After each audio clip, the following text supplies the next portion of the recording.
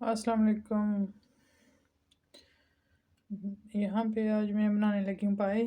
یہ پائے ہیں بڑے، جیسے کہتے ہیں بڑا گوشت۔ یہ بڑے پائے ہیں بیف کے۔ دیکھیں اس کو میں نے دھو کے اچھی طرح سے صاف کر لیے۔ اب ان کے اندر میں 2 لیٹر پانی ڈالوں گی۔ یہ تقریباً 2.5 کلو ہے۔ 2 لیٹر پانی ڈالوں گی اس کے اندر۔ پھر یہ 4 پیاز اور یہ تھوم کا یہ اتنا جو گنڈی ہوتی ہے اس طرح کی، یہ چھیل کے اس کے اندر ڈالوں گی۔ یہاں پہ دیکھیں یہ میں نے رکھ لی ہے پائے چولہے کے اوپر۔ اب اس میں پانی ڈالوں گی، پھر اس کو چلا دوں گی۔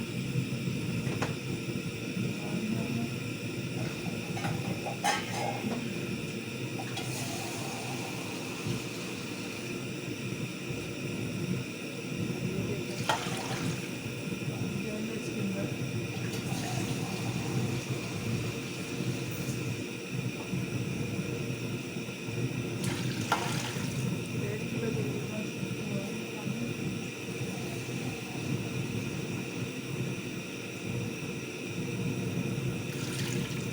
دو کلو پانی تقریباً میں نے اس کے اندر ڈال دیا ہے۔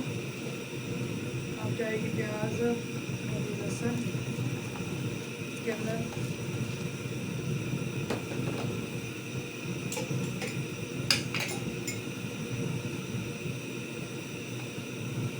سرخ مرچ،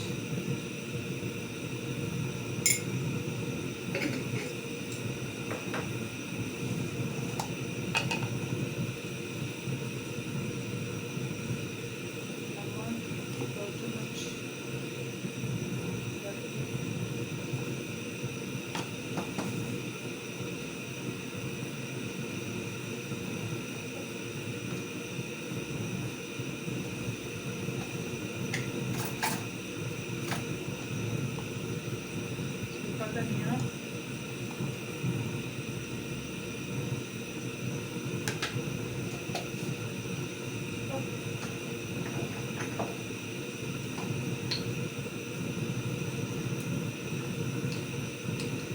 گرم مسالہ، زیرہ جسے کہتے ہیں سفید زیرہ، یہ ڈال دیے ہیں۔ اب اس کو میں جو ہے نا بند کر دوں گی، اچھے سے مکس کر کے اس کو مکس کر کے اچھے طریقے سے ایسے ساری چیزیں اس کے اندر مکس ہو جائیں۔ یہ دیکھیں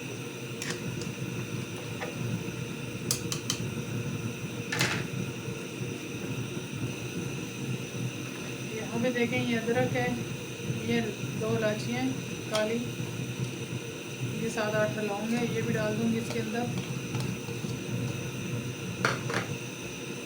یہ فریز کیے ہوئے ٹماٹر ہیں، یہ میں نے فریز کیے ہوئے دونوں کو ایسے ڈال دوں گی، اور پھر اوپر سے ہم ڈھکن اس کا بند کر دیں گے 1 گھنٹے کے لیے تقریباً۔ یہ اس کو بند کر کے پکائیں گے۔ ابھی اس کی سیٹی بونے لگ جائے نا 1 گھنٹے تک تقریباً آپ اس کو اوپر لگائیں گے، اس کا پریشر لگائیں گے۔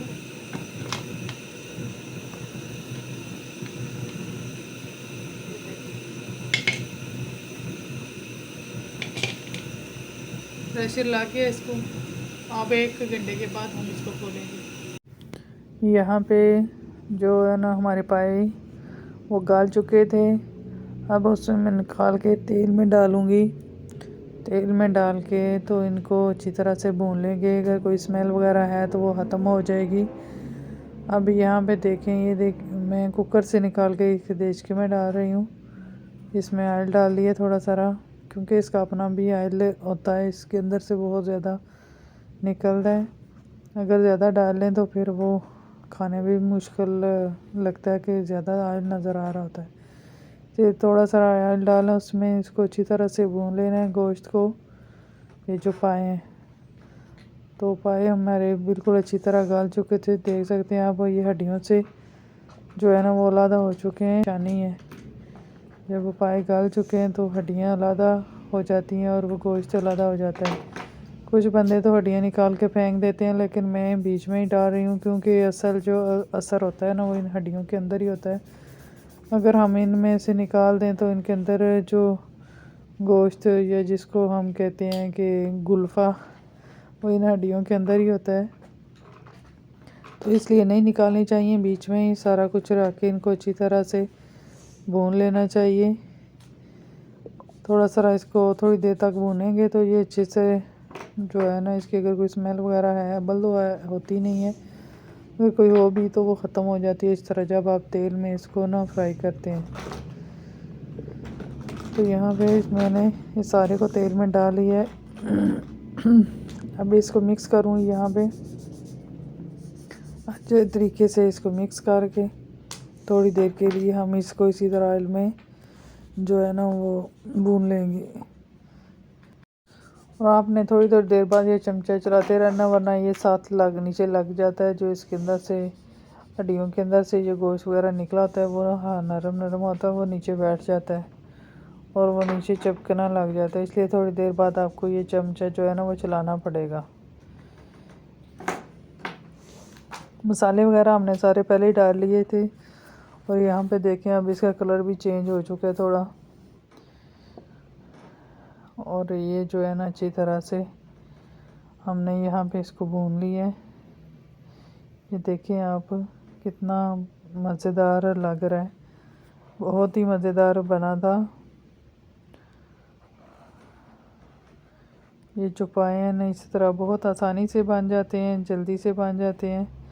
اب اس میں یہ دیچگا چھوٹا ہے تو میں اسے دوبارہ کوکر میں ڈالوں گی، کیونکہ اس میں پانی بھی ڈالنا ہے، تو اس دیچگے میں اتنی جگہ نہیں ہے، تو اس کو میں نے بھون کے نکال لیا۔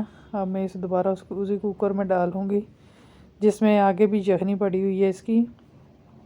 یاد رکھیں اپنے یخنی وہ گرانی نہیں ہے، دوبارہ اسی میں پاؤں میں اس طرح بھون کے دوبارہ اسی میں ڈالنی ہے، کیونکہ اصل جو ہے نا اثر ذائقہ ہوتا ہے اسی میں ہوتا ہے۔ یہ دیکھیں آپ اس دیچکے میں، یہ بڑا کوکر ہے تو اس میں دوبارہ اسی میں گوشت سارا ڈالوں گی، اور پانی اگر ضرورت پڑی تو اس یخنی کے علاوہ اور بھی اس میں تھوڑا پانی ایڈ کر لیں گے، کیونکہ اصل میں اس کا جو ہے نا شوربہ ہی ہو تو وہی کھانے والا ہوتا ہے۔ جتنا آپ چاہیں اس کے اندر اس کا جو ہے نا شوربہ رکھ سکتے ہیں۔ اس طرح سے میں سارا جو ہے نا سالن دوبارہ جو ہے نا اس میں کوکر میں ڈال لوں گی۔ یہ دیکھیں تقریباً میں نے سارا ڈال دیا، اب اس میں دیکھیں گے کہ یہ اس میں پانی ہمیں ڈالنے کی ضرورت ہے یا نہیں۔ اگر تو بہت زیادہ یہ گاڑھا سارا نظر آ رہا ہے تو پھر آپ کو پانی تھوڑا ایڈ کرنا پڑے گا۔ یہ دیکھ سکتے ہیں آپ کہ اس میں مجھے پانی کم نظر آ رہا ہے، کیونکہ ابھی تھوڑا سارا اس نے پکنا بھی ہے، پھر اندر اس کے اگر پانی نہ ایڈ کریں گے یہ بالکل خشک ہو جائے گا، تو پھر وہ کھانے کا اس کا مزہ نہیں آئے گا۔ یہ میں نے تھوڑا سا اور پانی اس کے اندر ایڈ کر لیے۔ اب تھوڑی دیر پکائیں گے اس کو، اچھی طرح سے ابال آ جائیں گے یا پانی کا یہ جو کچا پانی ختم ہو جائے گا، تو پھر ہم اس کو چولہا بند کر لیں گے۔ یہ دیکھیں یہ بالکل اچھی طرح سے گل چکا تھا۔ اب ہلکی آنچ پہ ہم تھوڑی دیر اور اس کو بنا لیں گے، جب تک کہ یہ صحیح طرح سے پک نہ جائے، اس میں ابال آ نہ جائیں، تھوڑا سا یہ گاڑھا نہ ہو جائے۔ پھر بھی آپ کو اس کے اندر بعد میں بھی چمچہ چلانا پڑے گا، ورنہ یہ نیچے لگ جاتا ہے۔ یہ دیکھیں ہمارا جو ہے نا یہ پائے بالکل ریڈی ہیں۔ اب یہ دیکھیں اتنا سارا اس میں میں نے رکھا ہے، اب یہ پک چکا ہے، ہڈیاں بالکل علیحدہ سے ہو گئی ہیں، اگر کوئی کچر تھی تو اب ہلکی آنچ پہ پکتا رہا ہے تو بالکل اچھے طریقے سے یہ پک چکا ہے۔ پکانا بھی بہت آسان ہے، ایک ہی دفعہ آپ ساری چیزیں ڈال دیں اس میں، پھر آپ ان کو گوشت کو نکال کے تیل میں تھوڑی دیر بھون کے دوبارہ اس کے اندر وہی یخنی ڈال لیں۔ اب ہم یہاں پہ پلیٹ میں نکالیں گے اس کو، پلیٹ میں نکال رہے ہیں، دیکھیں آپ کتنا مزے کے بھی بنے ہیں۔ بہت ہی مزیدار بنے تھے، ذائقہ بہت ہی اچھا تھا ان کا۔ یہ دیکھیں، یہ دیکھ سکتے ہیں آپ پلیٹ کتنی خوبصورت اور زبردست لگ رہی ہے، کس طرح سے گل گئے ہیں۔ کوکر ہو تو پھر آپ کو ٹینشن ہی نہیں ہے کہ پائے بنانے کی، اتنے جلدی 1 گھنٹے میں بالکل ریڈی ہو جاتے ہیں بن کے۔ بہت ہی آسان اور سادہ ریسپی ہے، میں اسی طرح ہمیشہ بناتی ہوں، آپ بھی ضرور ٹرائی کریں۔ اگر ویڈیو اچھی لگی ہے تو اسے لائک کریں، اور مزید اس طرح کی ویڈیو دیکھنے کے لیے ہمارے چینل کو سبسکرائب کریں۔ اگر آپ کو یہ اچھی لگی ہے تو کوئی اچھے سے کمنٹ بھی آپ لازمی کریں۔ اللہ حافظ۔